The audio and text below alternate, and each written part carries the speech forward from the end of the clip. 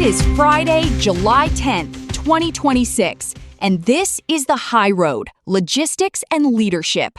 I'm Elena Rossi, and I treat every accident report like a crime scene. This is Buck Reynolds. I'm Jules Sterling. And I'm Dan Miller. We have a great show for you today. Yesterday, we dug into the FedEx supply chain sell-off and that UP-Norfolk Southern merger proposal. Which, let's be real, was a total roster trade for the ages. It was actually a risk management nightmare, Dan. But today, well, we're shifting into predictive intelligence and a massive federal cash infusion for our ports. We've got big moves on the field, from AI assistance in the cab to the return of the spot market's glory days. I'm really looking at the shift to regionalized resilience, especially with what's happening in the semiconductor world. Actually, the big news in the cab is that truckstop.com just launched Ava. The advanced voice assistant? Exactly. It's a voice-native AI built specifically for carriers. It allows them to ask, is this rate good? While they're actually behind the wheel. The thing is, Elena, I've been double clutching since before these AI programmers were born. You're telling me a Silicon driver is going to tell a veteran if a rate is worth a diesel? It's not about replacing your intuition, Buck. It's more about the manual legwork. AVA pulls live lane analytics and load-to-truck ratios while the driver stays hands-free. Does that change the math for you? Well, and it reduces the distraction of scrolling through load boards while driving, which, from a risk perspective, is the only acceptable way to handle that data. Bottom line, if I'm a carrier, I want to know if I'm leaving money on the table before I even hit the dock. It's like having a scout in the booth, whispering the play calling to you while you're on the line. I suppose. But can it smell a failing wheel bearing? No. Still, I see the value in not having to squint at a smartphone screen while doing 65 in a crosswind. But honestly, if the software is this integrated, the hardware has to be bulletproof. Actually, that hardware is becoming a major liability trap. The FMCSA just executed a massive registry purge yesterday. Oh, here's the deal. They're always moving the goalposts on us. They removed 10 ELDs from the registered list, including on-time logs and ZApp. You see, these failed to meet the technical requirements under Part 395. 10? In one day? That's a defensive blitz. Well, they've removed 80 since last year. Carriers have 60 days to swap them out, or they get slapped with an out-of-service order at the scale house.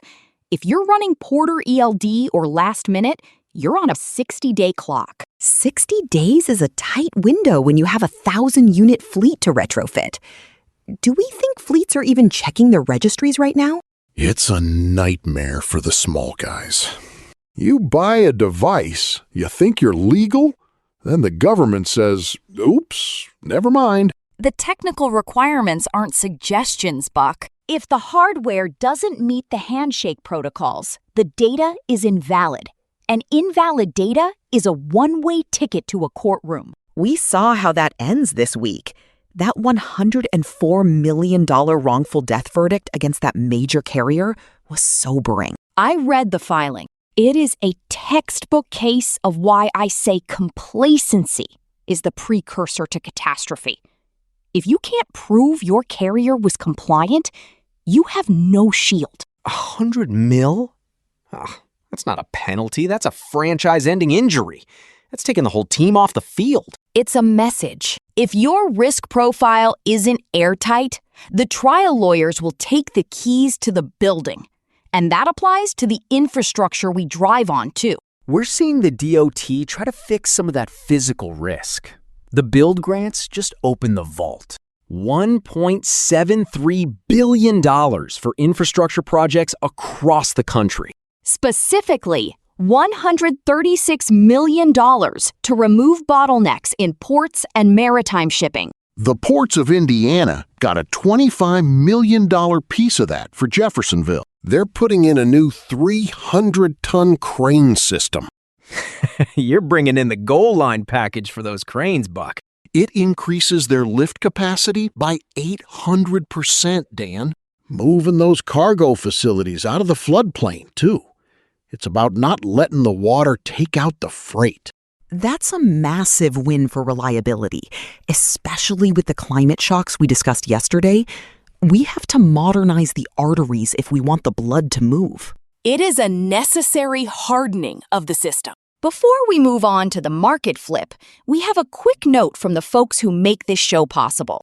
Strategic logistics requires world-class engineering. This show is powered by the stack developed by Eric Christensen at Neural Network Media. Support the architect behind the code. Visit our Patreon at patreon.com/neuralnetworkmedia for a free trial and access to our daily briefing PDF. That's patreon.com/neural network media. Get in the game. Dan, the market seems to be playing a completely different game this morning. The drought is finally over. As of yesterday, dry van spot rates have officially jumped over contract rates for the first time in over 4 years. Since February 22? That is a historic pivot. I didn't think I'd see that spread again so soon. The spread is hitting 40 to 50 cents a mile. Carriers finally have the ball back in their court for pricing power. This is the championship drive they've been waiting for. About time. But the thing is, it's not because demand is screaming. It's because the capacity floor fell out. Exactly. Regulatory attrition and insurance fraud judgments are purging the low-quality carriers. The market is 10 to 15% undersupplied right now. It's a structural collapse, not a demand surge. It's a capacity squeeze, Buck. Fleets are racing to order Class 8 trucks before the 2027 emissions mandates hit. If you aren't upgrading now, you're going to be benched. It's such a high-stakes game for equipment. It makes you wonder how the smaller players even keep up. They don't, unless they have a niche. Or unless they focus on the human element, which is still our biggest bottleneck. I was looking at what Musket Transport did this week for Youth Without Shelter in Mississauga. They brought in at-risk youth to try out high-fidelity driving simulators and gave them a real path to a career. Now that's the kind of recruiting I can get behind. Show them that a truck isn't a fallback job. It's a sophisticated technical career. One attendee, Deidre, said it changed her whole perspective. They even have a former participant working as a mechanic now. That's real ROI on a community project. That's a solid win. And Israel Joe Guzman winning the American Dream Award? Immigrant, worked the fields, started Alliance Tank Lines? That's the MVP story of the week. It proves that precision and grit still define this industry, regardless of the tech. We have to keep that focus as we look at the numbers. I have the dashboard up now.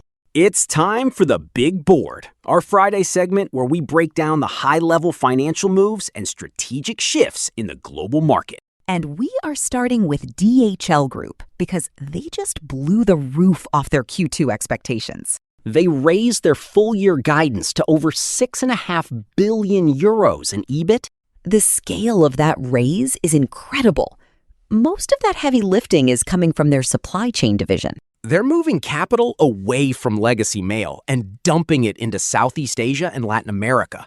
It's a total pivot to where the growth is. I saw they just went live with that Strauss hub in Columbus, Ohio. It's not just storage. They're doing on-site personalization for workwear. 1.3 million units a year. That is what I call relationship-driven logistics. They aren't just moving boxes. They're adding value.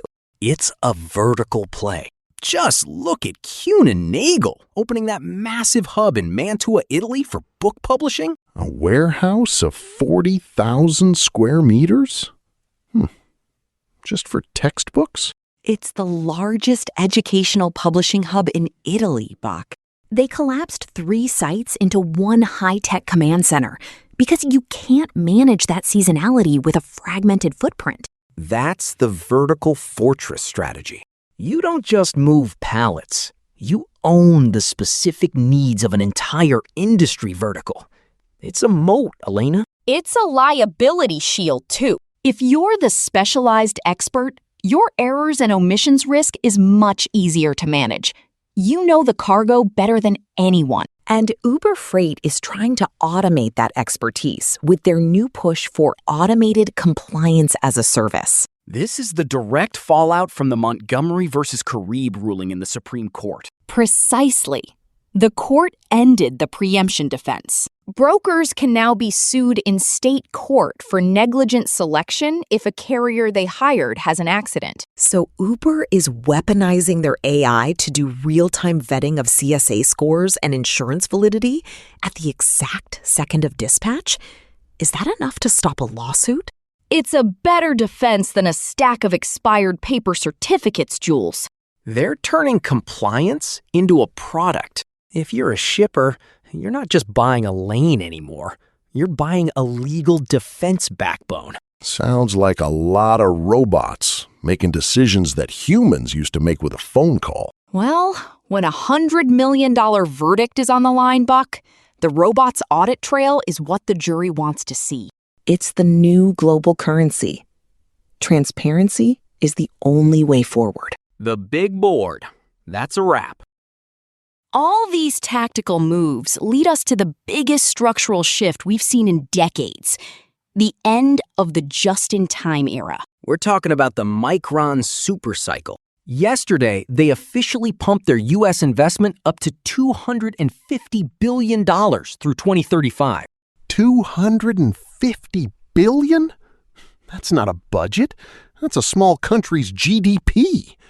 I can't even wrap my head around that volume of concrete. They just had the first concrete pour at their mega fab site in Clay, New York. It's the largest project of its kind. And remarkably, it's running a quarter ahead of schedule. Governor Hochul was there. This is going to be the largest semiconductor manufacturing site in U.S. history. Think about what that does to the regional capacity. It's a power play for tech sovereignty. Micron wants to produce 40% of its global DRAM right here in the States. They're tired of being at the mercy of the sea lanes. Why the sudden rush? I thought we were all about the global supply chain. I thought globalization was the end game. The pandemic showed us the fragility of over-optimization, Buck. We are moving toward a regionalized resilience model. It's about tech sovereignty and avoiding the automotive memory crunch we saw a few years ago. Micron is already spending $25 billion in Boise and another chunk in Manassas, Virginia. They're spreading the risk across the domestic map. They're already doing initial production in Virginia for automotive and defense sectors. That's for the long life cycle stuff where you can't afford a break in the chain. Actually, you see, the defense budget surge we talked about yesterday, that $1.5 trillion request, it requires these chips to be secure and domestically sourced. You can't put a foreign-sourced chip in a next-gen weapons platform without massive audit risk. It's the ultimate home field advantage. We're talking about hardened supply chains that don't care if a ship gets stuck in a canal. It changes the role of the truck from long haul to regional feeder. But the logistics of building these fabs. I can't imagine the specialized flatbed demand just for the construction phase. It's astronomical. Moving high-precision lithography equipment is a risk management nightmare, Buck. You're talking about components worth hundreds of millions that can't handle a single G-force of vibration. One bad pothole could set the factory back 6 months. It's sort of the ultimate test for our industry. We have to build the factory that builds the future. Think about it. This isn't just a tech story. It's a freight story. When these fabs are up, the inbound and outbound requirements are going to reshape the regional economies of New York and Idaho forever. I suppose it's the end of the messy middle for chips. We're moving into proactive, predictive vertical construction. We aren't waiting for the market to fail. We're building the solution. I just hope they have enough truck parking for all the drivers delivering that concrete. Considering they just poured the first foundation, Buck, that concern is actually quite timely. It's fascinating to see how the industry is finally admitting we can't be everything to everyone. We're specializing. We're hardening. We're finally growing up. Well, acknowledging that complacency... He's the precursor to catastrophe. We know, Elena. If you know it, then start acting like it when you're vetting your carriers. I'm playing for the championship, Elena, not just a wild card spot. Here's the deal. As long as the wheels keep turning and the rates stay up, I'm happy. And I'll keep the relationships from unraveling while you two argue about the stats. That's all for today's High Road, Logistics, and Leadership. We covered the surge in spot rates, the FMCSA's regulatory purge, and Micron's $250 billion bet on domestic resilience. If you're not planning for a regionalized future, you're already behind. Keep the shiny side up. Stay safe out there. See you on the field. Precision is the only path to profit. See you Monday.